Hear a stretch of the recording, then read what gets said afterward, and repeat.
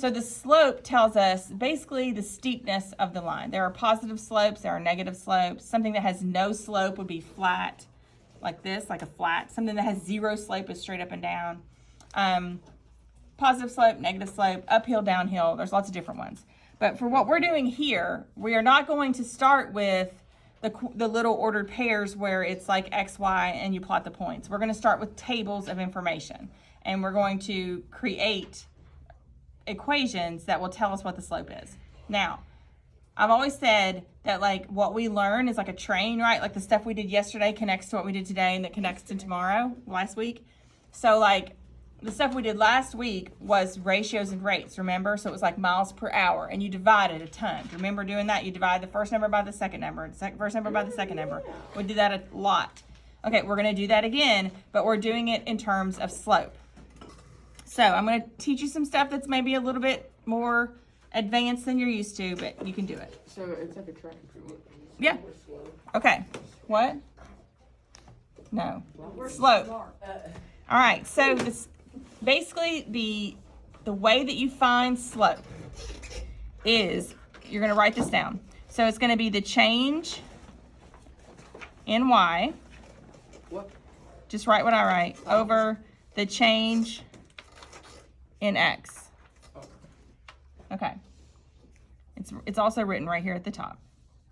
Now, the x and the y comes into play when you think about the coordinate plane. If you remember, on a coordinate plane that looks like this, you have two axes, right? This is your x-axis and this is your y-axis. Does this ring a bell? It should, from earlier in the year. That's because it's the plural of axis, is axes. So you have two. This is x and this is y. So the change in y over the change in x, which you can see how like if you move those points around, that would change the way the line would look.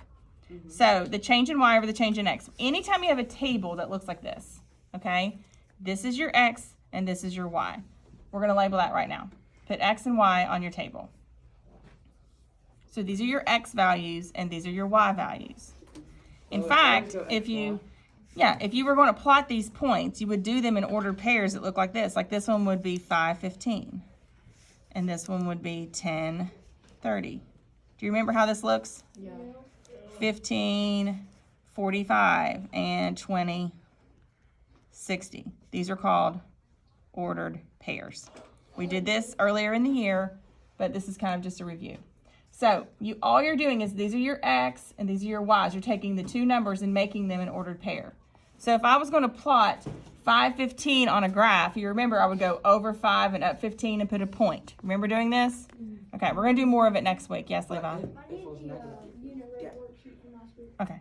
So how we're going to find the change in y and the change in x is to look at the table. This is super easy. I don't want you to panic.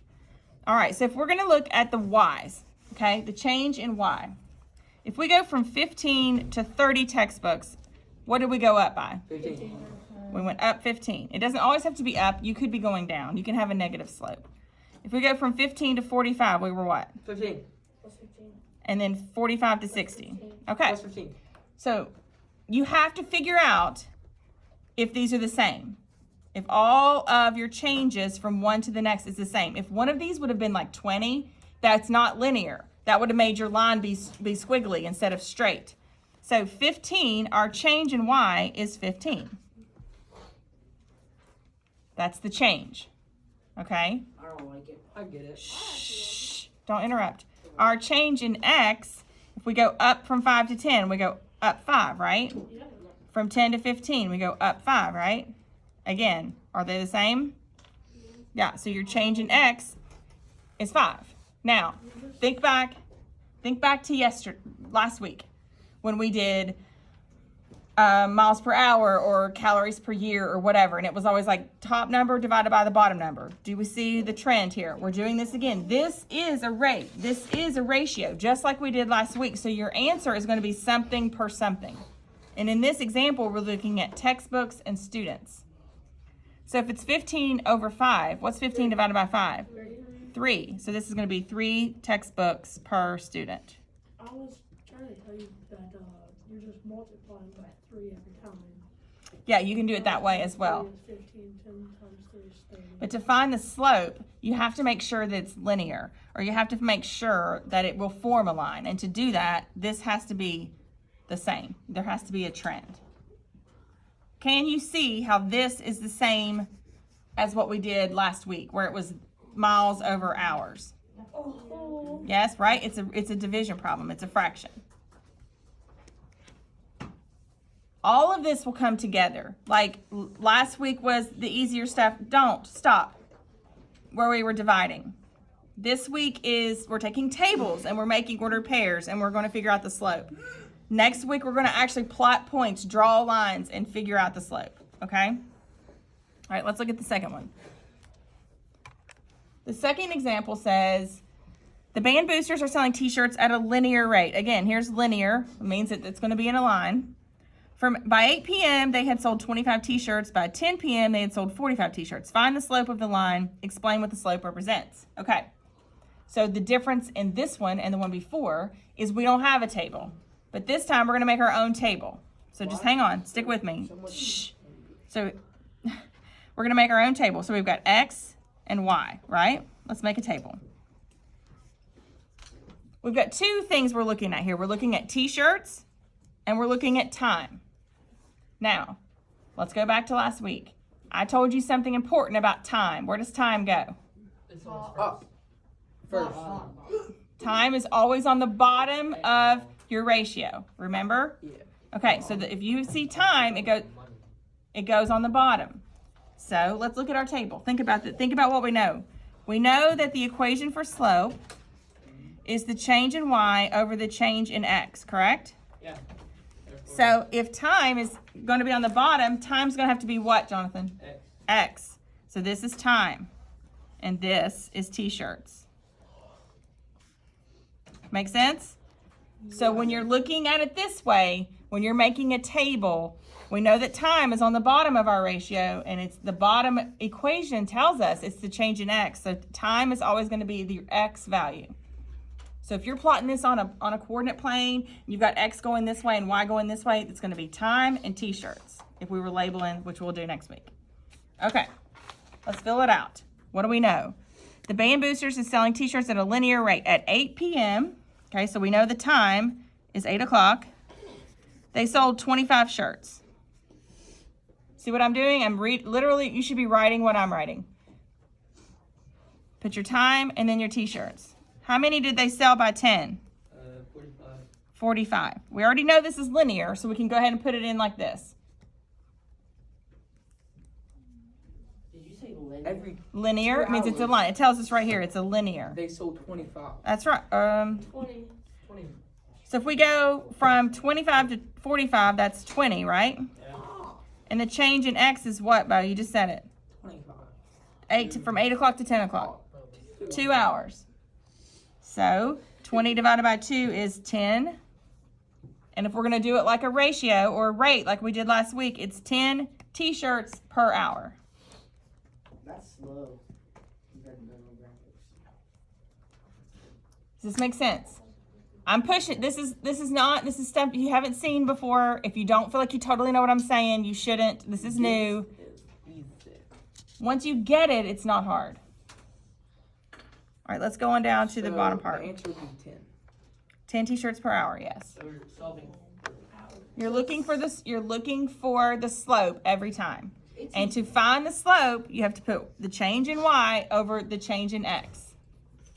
Now we Something else I want to teach you that they don't teach you in 7th grade, but it's just something I want you to know because it's just so hard for me to write out the word change. When you get into like upper level math classes and you have to write out the word change has a symbol. I don't know if you've ever heard this before. They use this in money as well. You ever watch like the news and that ticker that runs across the bottom of the screen that has like all the stock market prices on it? Have you seen this before? Or it's like on the news it says who's like That writes all the words. Yeah. What? Wayne County. Writes all the words. No. Like for the stock market where it'll have like this stock went up, this stock went down. Have you seen this at the bottom of the screen on the news before? Well, beside it, it'll have something like this. It'll have like a triangle, and it'll say like, I don't know, like Apple had something by 2 points or 2.3 points. This triangle, oh, you can't see it. this triangle means change, okay? So the symbol triangle, you can put change in y over change in x. That is what that means. This is, What? That's the sign for Delta V. no, not in this case, Lyle. So triangle means change. So if you see me put a triangle, it's change in y over change in x. This is just something that you'll see as like a upper level math thing. I just want you to know that. Can we do that? Huh? I'm definitely gonna ask. Okay. Yeah, you should do that instead of having to write it out. Okay, let's do number 1 and 2. Shh. Focus. All right. We want to find the rate of change or the slope. Rate of change and slope are the same thing. We want to find the rate of change for each table. So we need to find, again, the change in y over the change in x. What is the change in y? If we go up here, what do we get? From 4 to 8, we went what? 4. How about 8 to 12? 4. 12 to 16. So our change in y is 4. 4. On this, we go up 1 every time, right? So here we go. We got 4. Your answer to this one is 4. That's it. 4 over 1 is 4. Not hard. We do the next one? Yeah. Yes. Hi. Oh, but that's a big number. It's all right. You're going to find the change in y over the change in x. You find it here. Put this number over this number. Take a minute. Try to do it. You can do it. Let everyone think, please. Wait, right is y, right? The right side of the Yes, x and y. That's a very good point. That is something that needs to be drilled into our heads. And you'll notice too, Jonathan, that time is x. Time is always x. Why wouldn't be y? Because time goes on the bottom of the fraction, remember? It's So it's y over x, yes. So- Change in y over change in x. Think. Stop talking and think. Low key, I could probably go to sleep. Shh. Dede, hush. Miss V, Mm-hmm. on your calculator, someone took a pencil and broke it. Because people are stupid. Would we add? Yes, Tyler. It's usually like, the first number, that's what it is. Huh? Would we? For example 1, it's 15, Yeah. and it just keeps going by 15. Yeah, it usually will. But sometimes they try to trick you, and if it isn't the same, then it isn't linear and you cannot find the slope. Because if you think about it, if this one, like if one of them would be like a wacky number, when you're plotting those points, one of them's going to go this way or up over here or something. It's not going to be a pretty straight line. Oh, well, that didn't surprise me. That's probably last period. No, it was there.